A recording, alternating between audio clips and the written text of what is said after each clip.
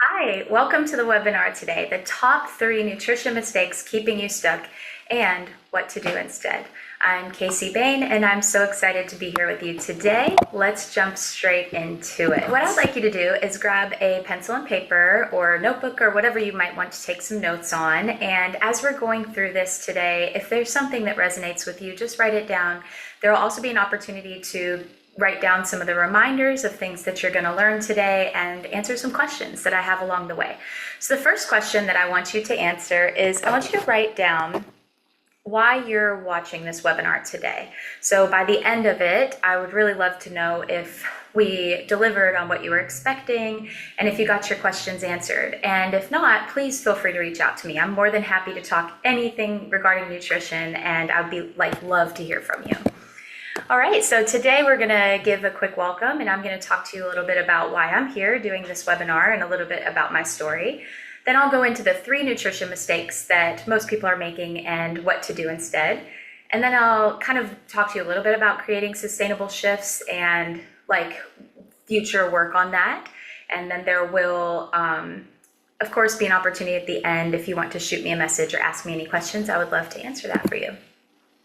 So a little bit about me. I have my notes in front of me so that I don't go off on tangents and I stay really respectful of your time. At the end of this, if you could just give me 30 minutes to talk with you about what I promised to deliver to you today, then I can say that you will leave this webinar with some nice, deeper understanding of why you might feel stuck and some practical tips to help you with that, okay? All right, so my story. My name's Casey, and I'm deeply passionate about nutrition. So this all began when I was a science teacher really years ago. And I did that for 10 years and absolutely loved the career in general. It made me feel incredibly fulfilled. And my favorite things were like seeing pieces finally start to click together for students in their learning and just seeing that they understand. Eventually, though, I did leave the classroom to work in the fitness industry. And when I started my first few years, tons of my clients would come to me with questions about nutrition. So as a personal training expert and kind of going into that field, I didn't have as deep of understanding of nutrition as the needs that my clients were having. And I saw some patterns in the things that they were asking me for, but I kind of thought I was looking at someone else's problem, and then it eventually became my problem too. And I'm like, oh, I actually have these same questions. As you kind of hear more people's stories, you start to pick up on that, and I did. So it became my problem, and I remember I was at a point in my life, and I'd gone to my doctor, and I said, listen, I need help. Let me tell you about a week in my life. And so I'll share that with you now. What I said to my doctor, I said, I have been doing a squat challenge every single day for the last 30 days. And before that, I worked out at least 4 times a week for 60 minutes weightlifting. But in this squat challenge, I'm lifting every single day, and I'm lifting high percentages of my PR.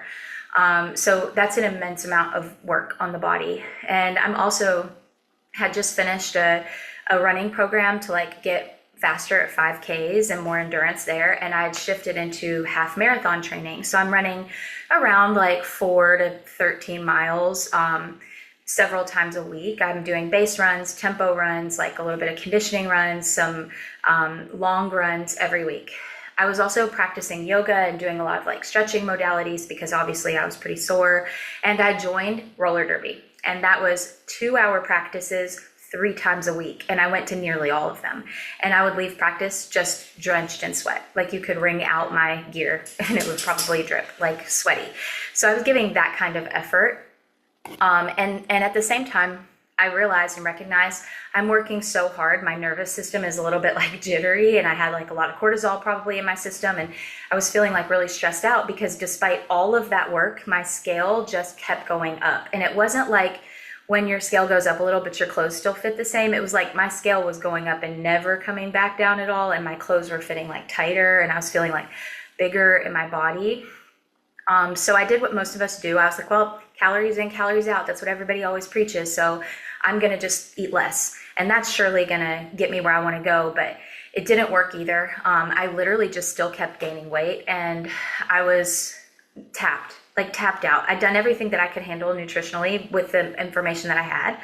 And I was doing everything that a person could ever be asked to do physically at that time. That wasn't helping either. Not that I was doing those things to lose weight, but getting bigger and just kind of feeling like I was in the spiral of that, despite my efforts to like maintain my weight, was very defeating and concerning. Especially like with my family history with weight and stuff like that too.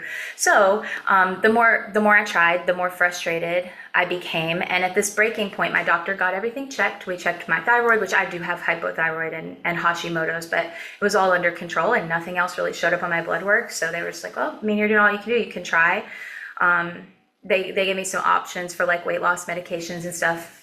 So I reached out to a nutrition mentor, and I told this story to this person as well and let them know what options I was considering. And I decided to go with this nutrition mentor before trying anything more extreme. And I found out that she asked me to do things that felt way too simple. And so I was a little bit frustrated with that because I was like, gosh, she doesn't know like how my body's going to really respond to this stuff. But her recommendations just felt backwards from what I knew. She told me I needed to cut back on my efforts in the gym and my workouts and cut way back, like half the things I was doing needed to go. And she told me I needed to eat more food. And obviously that sounded really backwards in my head and I just didn't believe it. So I was like, okay, she's crazy, but she just needs to see that her plan will fail and then she'll give me the really good advice. And lo and behold, little by little, it did start to improve. And my energy improved, my relationship with food improved, my trust in my body as it started responding and I started responding to it improved. And so for the first time, nutrition has been feeling more clear in my life and less complicated and less like white knuckle grip kind of thing. So I became obsessed and I was like, oh my God, this is working. And I feel like way chiller about it all. And so I learned to move into managing my own nutrition journey. I decided after a couple years of that to go and get my nutrition certification so that I could help my own clients find some of the success because they were still coming to me with the same questions all the time.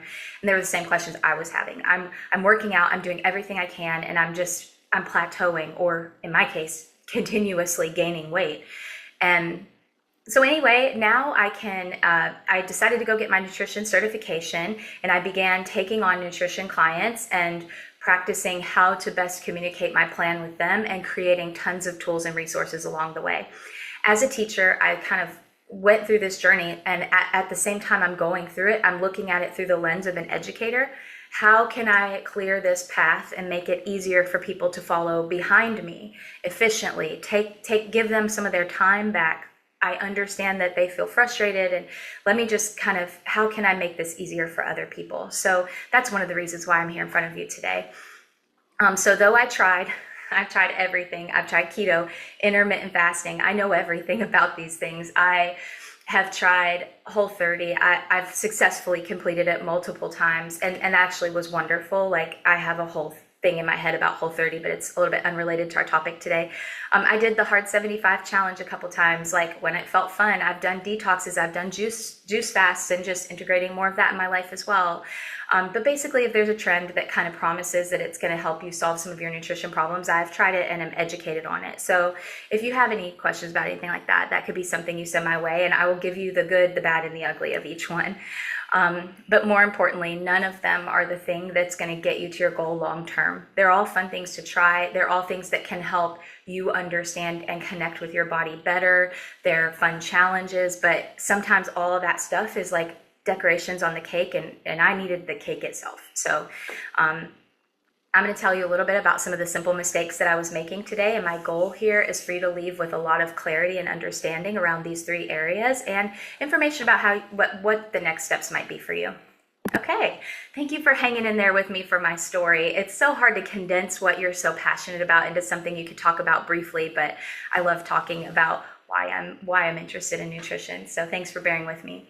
Which one of these best describes where you are right now? So in your notebooks, write down if you're more like person A, person B, or person C. So A, I'm putting in effort with my workouts. I'm trying to eat better, but my body just doesn't seem to be feeling good. So like maybe you're low energy or something like that, or maybe it's not changing in the way that you think it should. Like you really want this certain bodily goal or composition goal that isn't happening for you. And although a lot of people that come to work with me work with me for weight loss, I would say there's also a huge percentage that come to look for muscle gain. and they're like, okay, I don't feel like I need to lose weight, but I need to put on muscle. And so this definitely isn't geared just towards weight loss today. Okay, so person B, very on track for a few days or weeks or a program or part of a program or even a month, but then something throws me completely off, or I kind of just ditch it halfway through and shift to something new, or I'll have a plan and like if it's not 100% perfect and I can't follow it, then I just stop doing it. So that kind of vibe. And then person C is the one who has a lot of knowledge. You've tried a lot of things. You feel like you know what you need to be doing. If I said, what does healthy eating mean to you? You would have a pretty good description of that. But the problem is actually doing it. So like the structures and systems and follow through just doesn't seem to be like something that you're super in tune with yet.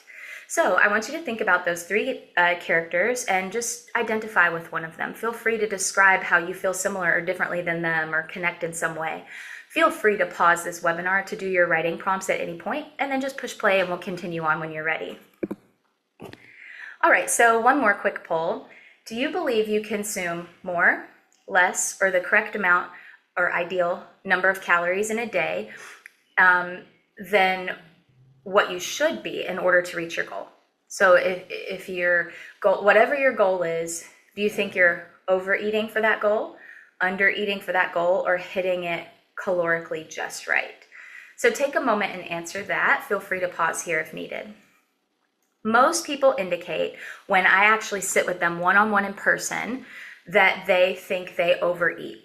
When I ask people in surveys anonymously, most people will say that they undereat. So I just find that really, really fascinating. It could be that people are just shy in front of me and they don't think I'll believe them if they say, I think I'm under eating, but I do, because I get that. I was too. But most people actually are under eating. Not everyone, but for the most part, when I meet with people, I ask them to start kind of tracking their food in a simple way that helps me see where they are. And that really helps me see that most people are under eating quite a bit. So today we're going to talk a little bit about that. Most of you in this webinar tonight are probably having a hard time hitting your goals, or maybe you're not trying to maintain your weight. I was when I started, so I don't want to make that judgment. I was trying to maintain or maybe lose some, but I would have just been happy with maintaining and wasn't doing that successfully. I've always felt like I'm forcing weight loss or gaining weight, but never able to just like hold steady. So yeah, that's one of the things that I can do now and that I work with my clients to find success in as well. And we go through in these phases of intentionally gaining muscle and then intentionally burning fat and then maintaining and kind of learning that skill and what that looks like. Okay, so the next thing I want to discuss with you is the 3 mistakes that I promised. So the first one, you can maybe feel that I've been leading you into a little bit. Mistake number 1, not eating enough to support your training. So training might be playing a sport. It might be working out at the gym. It might be keeping up with your kids. Like maybe you have 2 toddlers and like, trust me, those babies are running you down a lot more every day than 1 hour-long workout at a gym. So like, don't discount that your training might not look like squat day every day or whatever, or a sport, but it could.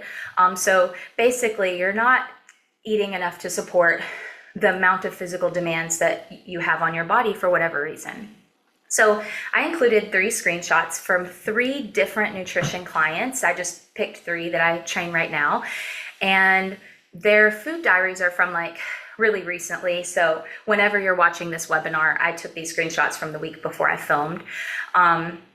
And you can see that these clients are all kind of, they're different ages. For one thing, I have somebody here that's 19 and somebody here that's maybe 60 or 50. I have somebody here who's like 28 or so. I'm just like guessing some ages here, generally ballparking.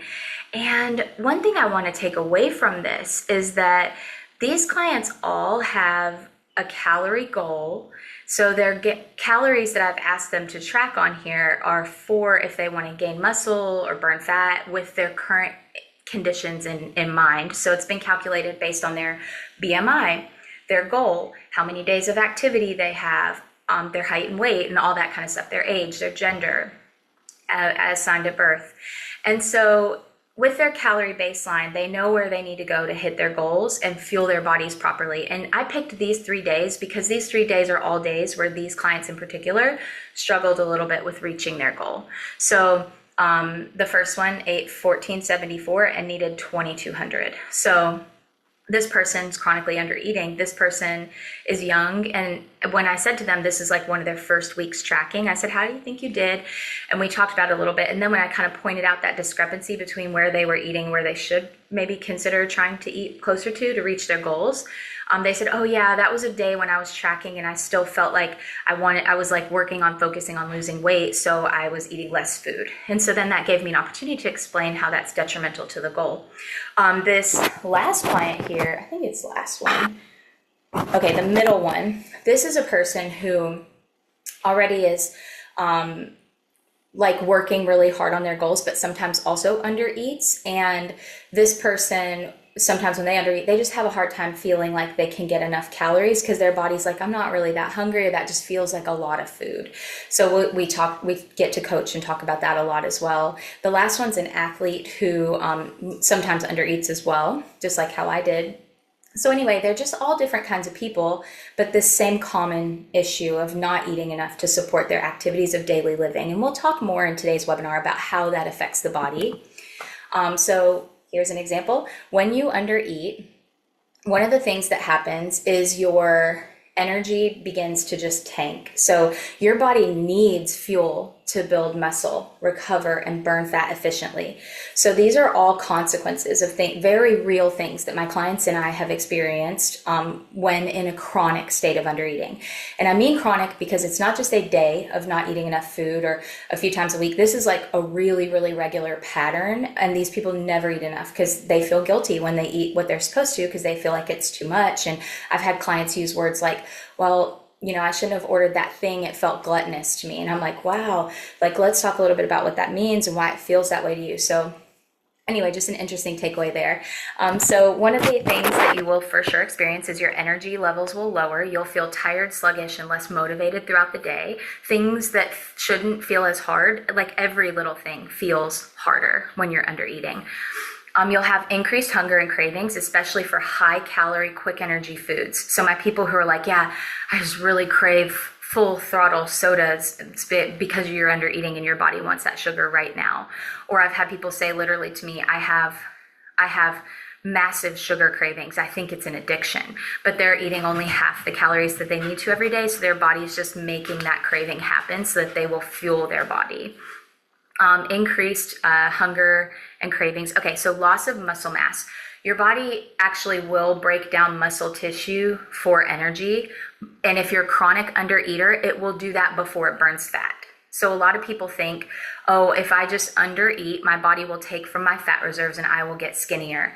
But if you're a chronic undereater, often what happens is you will lose your muscle mass first. It's actually easier for your body to take that than it is to tap into your deep fat reserves because those are there to help your body cope and survive through starvation. And that fat is on your body to help protect your organs from shutdown in cases of extreme famine. So that's just biologically what that's for. So starving yourself is not going to help your body naturally tap into those wells or those reserves. That's going to make them hold on to that harder because it's like, okay, what else can we burn first? Because this fat is like our last lifeline. So if you want your body to be able to shed fat more freely, then you have to work on this relationship with food so that your body understands that food is a continuous thing that it's going to be receiving from you. And then it will bump up your metabolism and it will more readily burn fat. So the next one I want to talk about is slow recovery from workouts. So I have a lot of people that come to me and they're like, I'm just kind of sore and that feels good and I like it, but like I can be sore. Like I just feel like it doesn't quite go away, or I just kind of feel like sore all the time now. And that can often have to do with under eating as well. Reduced strength and athletic performance. So everything feels harder, like I said, when you work out, or when you're under eating. So then when you work out, everything feels harder too. And that's true for athletic performance as well. Poor concentration and brain fog. This is the one that hits me first. Like if I'm not eating enough food chronically, I just feel like I'm living in the clouds and like I can't quite get my words to come out as clearly or follow conversations as well. And getting through the workday feels harder too cognitively. but thinking becomes more difficult. Hormonal disruptions are a big one. So you already have a lot of hormonal things, especially as women, going on in our bodies all the time. But on top of that, when you're under eating, the hormone fluctuations and stuff are way more drastic. It can affect your metabolism, your menstrual cycles, your mood, your appetite regulation. All of those things are hormonal driven processes in your body. And many of them are fueled by not just macros, but also the micronutrients that you would be getting if you're consuming enough food. Increased stress response. So the body produces more stress hormones like cortisol, and that significantly affects sleep, recovery, and hunger. And even if you're saying, no, I get 8 hours, or I don't even want to get up, I want to sleep 9 or 10 hours, that doesn't mean you don't have a sleep disruption going on. So if you feel more tired than you should, but you're getting enough sleep, the quality of your sleep probably isn't there, and that might have to do with stress hormones. And finally, no, I think we have 2 more, nutrient deficiencies. So not eating enough means you're missing the key vitamins and minerals that we were discussing a moment ago. And finally, weight loss plateaus. I experienced that and then some, or difficulty managing your weight. So the body adapts to prolonged calorie restriction and deficits, making progress feel harder despite your continuous effort. So the body is, like I said, designed to survive famine, not thrive in it. So if you're trying to thrive, you have to get out of this state of putting your body into just this survival of famine. So in the image that doesn't seem to be, I'm not sure if you can see it or not, but it's just a little gas tank that's on empty. And I put that in there to remind myself to tell you this analogy that I share a lot with clients, and I share it in my other program as well called Soul Food, which I'm going to tell you a little bit about today too, because some of you might want to shift into that next if you find this helpful. But in Soul Food, I talk about how you can imagine that you really, really, really want to go on this road trip, and it's maybe across the country from where you live, and you're excited. You're like, I've been wanting to do this my whole life. I'm going to go on this road trip. I'm going to go to this place. I want to see it.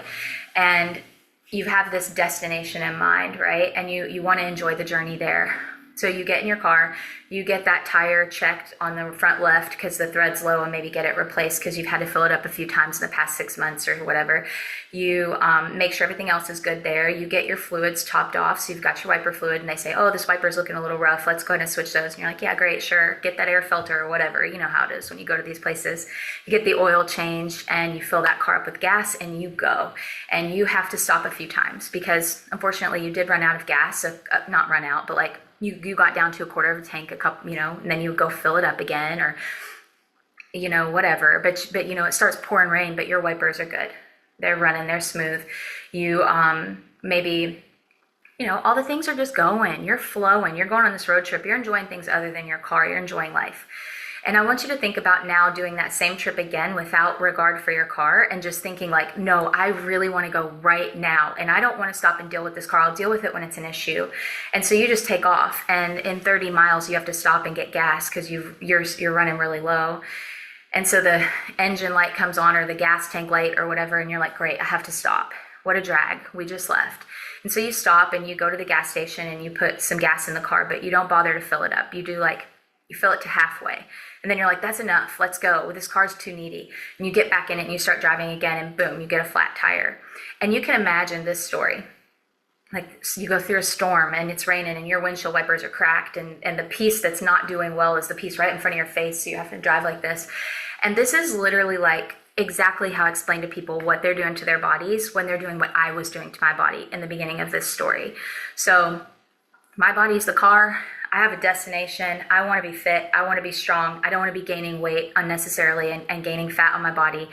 I want muscle. I want strength. I want power. And I'm like disrespecting my body and not preparing it for that journey, and like taking it with me in a way that makes sense. So I'm not fueling. I'm not giving my body the parts and pieces it needs. Those micronutrients are like all the little fluids in your car, like your windshield wiper fluid, your oil, and all that. And the food itself, like the macros, that's going to be your gas tank, okay? And I was setting mine on a quarter of the tank all the time, and then just shocked when I couldn't get to the end of my road trip, and frustrated along the way. And so a lot of people come to me with these big goals of what they want and everything that they've tried, but I just see how their story kind of aligns with mine, and how we were treating our bodies was similar to road trip 2 and not road trip 1. So hopefully this can help you along the way. So let's take a look at a key takeaway from mistake number 1. Discover exactly what you eat in a day. So track for a few days, 3-5 days, without changing anything, and just become aware. Like, where am I with my nutrition? I mean, if you don't know how much you're supposed to be eating to reach your goals, you're not going to reach them. So if you don't know if you're eating at that number or not, you're not going to reach your goals.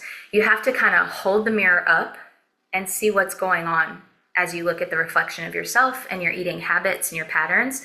Because if you can't see what you're doing and you're just like, yeah, I think I generally eat well. I try to, prioritize my protein or whatever the thing is that you think makes your meals nutritious, but you don't actually know what the numbers are, then you're kind of just hitting in the dark. And it's really nice to know, like, okay, I know what I'm supposed to do.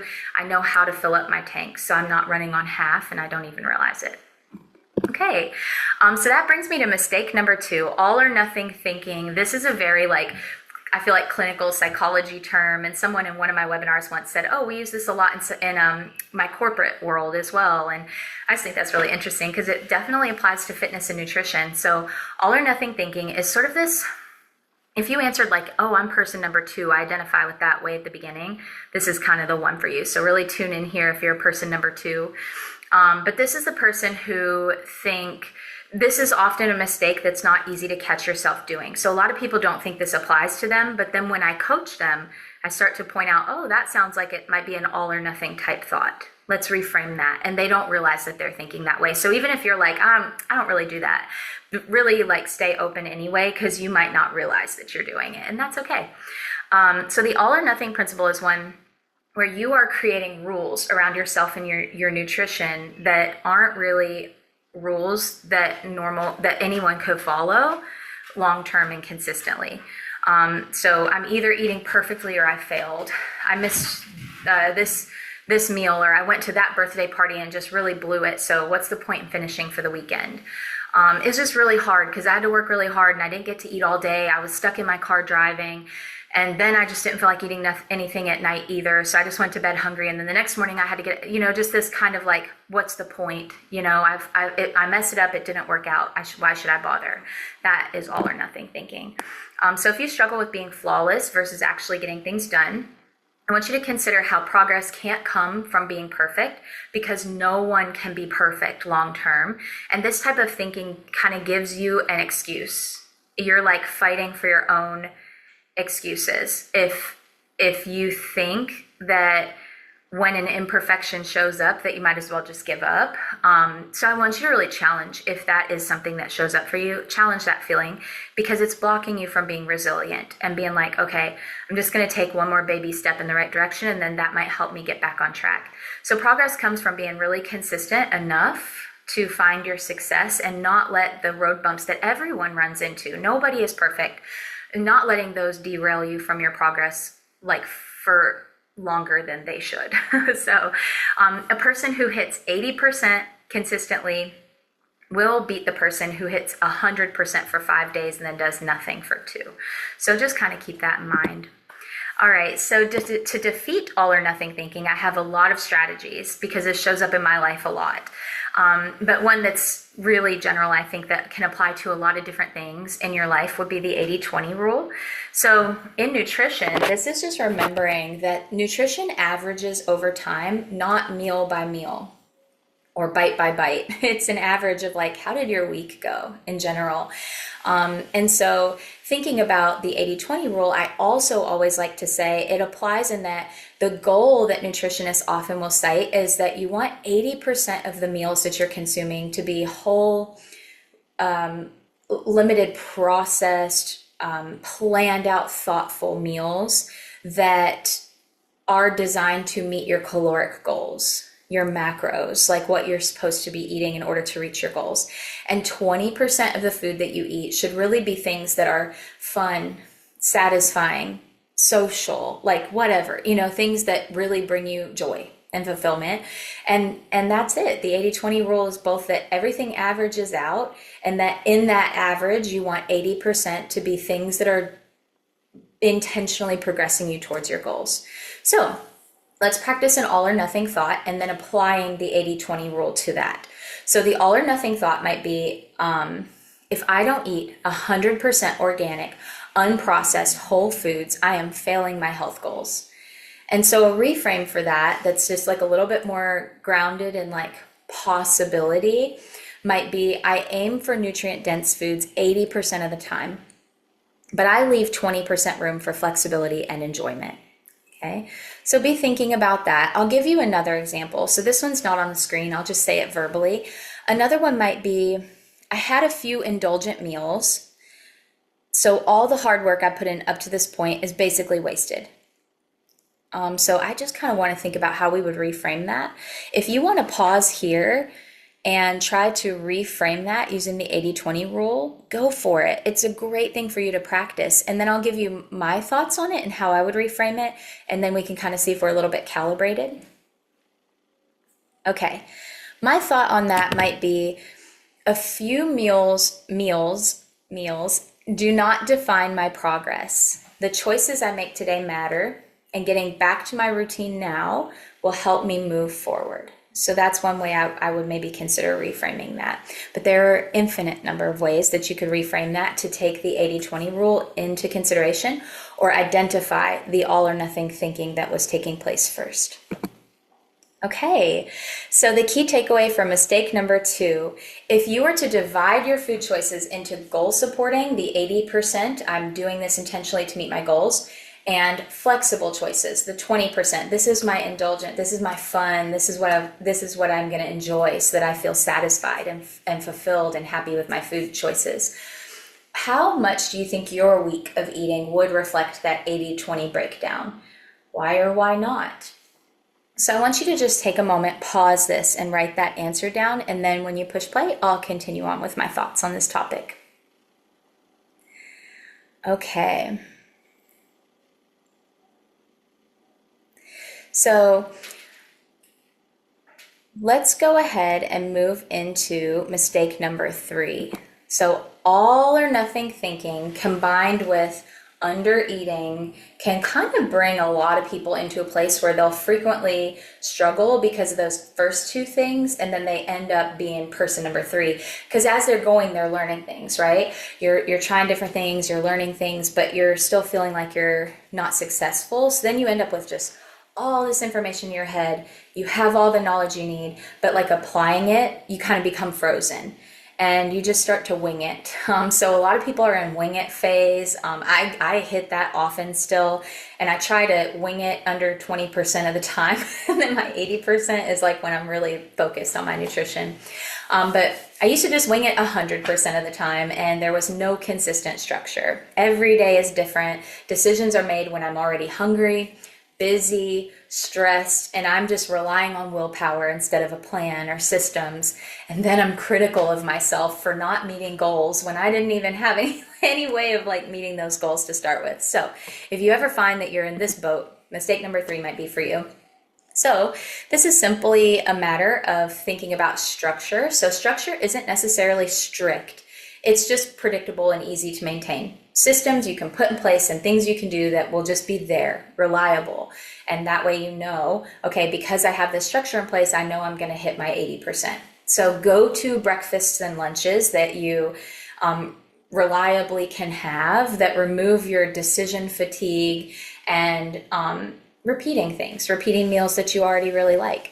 A simple grocery framework. So knowing when you go to the grocery store, we have a grocery shopping list, and we know on that grocery shopping list which brands are going to help us meet our goals and which types of products and what ingredients we're looking for and which ones are not, so that you're not standing in the jelly aisle for like 20 minutes, like staring at all the jellies and trying to figure out what's in them and which one has the whatever, like taking all of that out and just being like, this is the thing that I get. I like this one has decent macros. When I go to this aisle, this is what I get there. And just kind of knowing like what you're looking for. And some aisles you probably don't need to go into as much at all. And sometimes you're going to go to the store and hit certain areas consistently. Protein targets. So if you know your number and you hit it most days, you're going to be really successful with making shifts in your composition. And the goal here is to remove decisions, And the way that we feel stuck making decisions, well, what are we going to eat this week? Well, let's look up 500 recipes. Well, let's pick two that look good. Well, we don't have that ingredient at the grocery store. Oh, once we're at the grocery store, we're looking down every aisle and checking every single category of everything. Like, just remove decisions and stick with what you can pick out reliably, easily, this recipe, that item, and get it over with. Because the decision fatigue is oftentimes what holds us up. Okay. So overall, here's what's happening. You are under eating more than likely, and your body isn't responding the way that you think it should. Or you might be stuck in all or nothing thinking and you can't stay consistent, or you don't have any structure and you feel like you're relying on your motivation. And this combination is going to keep you stuck no matter how hard you're trying. So after seeing this time and time again with my one-on-one clients for nutrition, my one-on-one clients for fitness coaching, I realized that the problem isn't motivation or effort or a lack of desire to change or work for that change. It's really a lack of trustworthy, science-backed, clear information and ways to shift your patterns. And so I decided when I became a nutrition coach and I went through all of this myself to start writing all of this journey down, creating structures, creating resources, and packaging it all together in a way that I hope will help make this journey so much easier for other people. So I spent a long time putting that all together and figuring out how to help people with things like under eating. So there's clear nutrition targets and guidance in the program, all or nothing thinking. So in that program, I coach a lot of like flexibility and learning to identify the ways that you're struggling and thinking about food so that you can become more consistent in real life.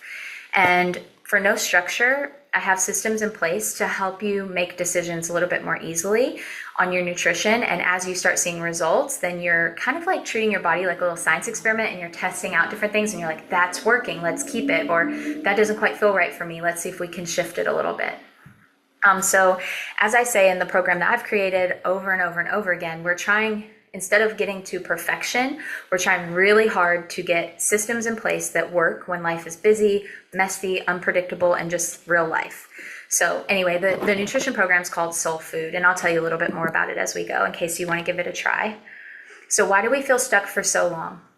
Many people feel stuck for years and they think it's because they don't know enough or they know enough and can't implement it. But it's actually because they know 100 million different approaches that contradict each other, and they never stay with the foundations of science. They kind of go off and try this fringe thing or that fringe thing, and they aren't doing like the most basic stuff. So that's one thing that I kind of want to point out. If you're anything like me, this is where I was when I started. I knew about macros. I followed nutrition influencers. I followed registered dietitians who created tons of cool recipes and meal plans, and I would pick those out and meal prep. And I've listened to podcasts and I've tracked and I've gone down the rabbit hole in protein, and I knew about calories in, calories out, and meal timing and supplements and every new nutrition trend ever. I worked out. I tried to always eat nutritionally. We generally know what we're supposed to do, and most of us could probably list the habits that would help lead us to success, but we're still stuck with plateaus. And so that experience is common, and it's not because you're lazy. I hope you've heard me say that now over and over again today. It's not because you don't care, and it's not because you're not working hard enough or you haven't tried. It's because we become desperate for results, we abandon the foundations, and we try something that is desperate. And we might see a little bit of progress. It might work for a few weeks, and then we fall off. Underneath, we're white knuckling it, and eventually that isn't possible to maintain, and then we fall off. So just something I wanted to point out today on that. Each time this happens to us, we try something new, we start over again, and the same thing happens. And that really chips away at like your confidence. It really chips away at your ability to like trust your body and trust yourself to make nutrition decisions that work for your body. You think you're giving your body what it needs, but it's not responding. So that kind of breaks down and erodes your trust in your system. So yeah, nutrition starts to feel confusing and frustrating, and we repeat this cycle over and over and over again. So after years of this, experimenting, failing, succeeding, failing, experimenting some more, and eventually realizing that sustainable results come from systems that are practiced consistently, not from constantly chasing the next thing. That is what I've used to develop Soul Food. Okay, so let me tell you a little bit about Soul Food, and then I'll close out this webinar today. So I'm so grateful that you're here with me to listen to all of this. Thank you. So this course is 6 weeks. If you're interested in what you learned about today and you want to dive a little bit deeper, this would be a good next step for you. In this program, we do all kinds of things. It is 6 modules designed to take about a week each, but it's self-paced. It's all online. I have built out this course with video lessons where I'm coming on and teaching and kind of lecturing and talking to you about your nutrition. The topic of the week has resources that I've created, handouts, guides, all kinds of printables and stuff that you have access to digitally or you can print off. The workbook is over 130 pages long. So it's a pretty robust program, and it teaches you, we walk through the steps of setting goals, finding out what your nutrition goals should be, how to develop your macros to meet that goal. There's suggestions and advice on how to track and for how long, and then what your results of that tracking mean, and how you can shift to make yourself better meet those goals that you have and reach them, how you track progress. A lot of education about micronutrients and what they do for your body, and macronutrients and what they do for your body, and just becoming really in tune with where you are. So we talk about all kinds of important things, and mostly we work towards learning how to become consistent and put structures and systems in place. So the goal is to help you feel, after learning the skills in the course, like nutrition won't feel overwhelming anymore. You'll be empowered and autonomous over shifting your nutrition to help you reach different goals. So sometimes I have a goal to gain muscle and my nutrition needs to be shifted. And then sometimes I'm ready to just maintain that. And then I need to shift again. And then sometimes I want to burn fat. And so I have to shift again. And learning how to do that and play with your system and make that a really reliable thing, like that is incredible. And then you'll also begin seeing the results you're fighting for with less work. So like I said, I cut my workouts in half and adjusted my nutrition myself over the course of a few years. And it has just yielded like incredible results for me and for many of my clients. So I've just put some client testimonials on here from my most recent round of nutrition coaching. So feel free to take a look at those. But yeah, I think that in general, I absolutely love doing this work, and I hope that that shows through with everybody that I work with and with the quality of the work that I'm putting out today. So Soul Food is $97 for the entire program. It's a one-time fee, and you can keep the entire course forever. All of the workbooks, all of the modules, all of the video lessons to come back to anytime that you would like. So I put the QR code on here so that you can scan it, but if you have any difficulties with that link, just reach out to me. I'm happy to help get you started. So in your journal, take just a moment and think about what is the most valuable takeaway you learned today, and what's one way you plan to use today's information. So maybe thinking about each of the 3 mistakes we talked about and the takeaways, like maybe you're going to track your food for a few days and see where you are. Or maybe you're going to try to identify some all or nothing thinking and reframe how you're thinking about that type of thing. Or maybe you're going to think about your structures and learn some ways that you can build some new habits or routines into your schedule. And if you think you need more support with any of this or more information, then I would recommend considering going with Soul Food next for your next course of action. And of course, I am always here to support in any way that you might need. So that's it for today's webinar. I am so grateful that you've given me this time. I know time is valuable, trust me. So hopefully I can thank you by giving some of your nutrition journey some time back if you choose to implement some of the things we learned about today, or maybe even take on Soul Food as your next 6-week course. Thank you for your time. See ya.